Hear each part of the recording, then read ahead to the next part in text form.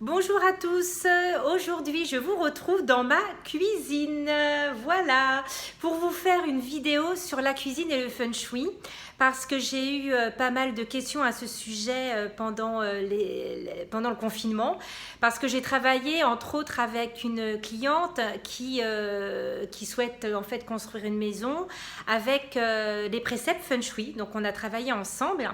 Et effectivement, il y a un endroit, il y a un secteur où il faut vraiment éviter de mettre sa cuisine. C'est le secteur du nord-ouest, qui est le secteur de l'homme, de la chance et de la justice.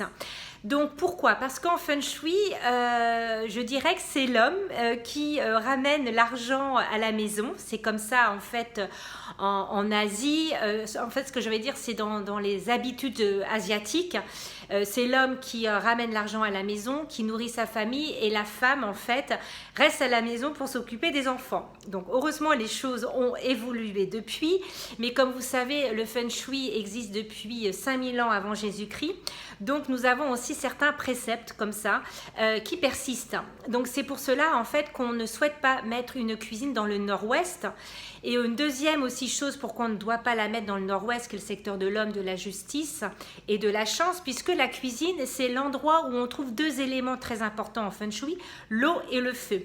L'eau symbolisée par l'évier et le feu symbolisé par les plaques de cuisson et le four. Donc du coup, il faut éviter effectivement de la mettre au nord-ouest, parce que le contact de l'eau et du feu peut être assez explosif et peut engendrer dans le secteur de l'homme des problèmes pour celui-ci, aussi bien dans son travail que pour sa santé. Voilà, donc évitez de mettre votre cuisine dans le nord-ouest. Évitez aussi de la mettre dans le centre de gravité de votre maison. Il faut toujours laisser le centre de gravité de votre maison, je dirais, libre de circulation si c'est possible. Si vous avez une pièce, il faut toujours la ranger, mais surtout ne pas y mettre une cuisine parce qu'elle renferme l'élément eau et l'élément feu. Voilà, donc elle peut en fait perturber le chi, la bonne énergie de votre maison. Ensuite, nous avons également, pour une cuisine, éviter que celle-ci soit face à votre porte d'entrée. Parce que la bonne énergie de votre cuisine peut s'en aller par la porte d'entrée. Voilà. Et puis, bien sûr que la cuisine symbolise en feng shui la convivialité et la famille, la nourriture, l'importance de la nourriture également. Si vous avez une cuisine dans un autre secteur que celle du nord-ouest, si par exemple vous avez votre cuisine au nord-est, vous pouvez aussi choisir une cuisine colorée, donc soit par la peinture que vous allez y faire, ou par les éléments de cuisine, ou par le carrelage que vous allez y mettre. Donc si elle est au nord-est, vous pouvez choisir un carrelage ou des meubles de couleur gris, marron, mauve, couleur aubergine plus exactement, ou noir. Si votre cuisine est dans le sud-ouest, vous pouvez choisir un carrelage ou du mobilier de couleur rouge, rose, jaune ou ocre.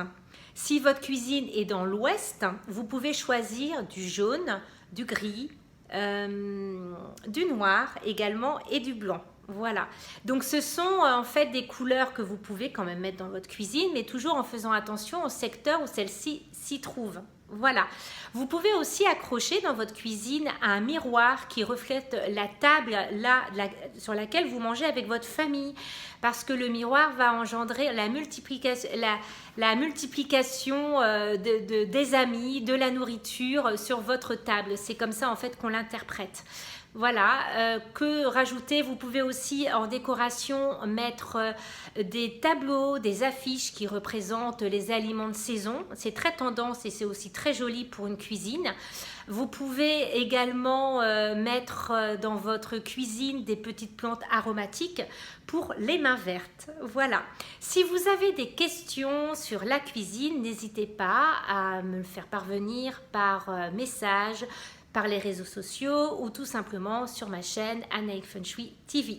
Je vous souhaite une très belle journée. Merci de votre présence. Merci encore pour tous vos abonnements et merci pour vos partages. À très bientôt.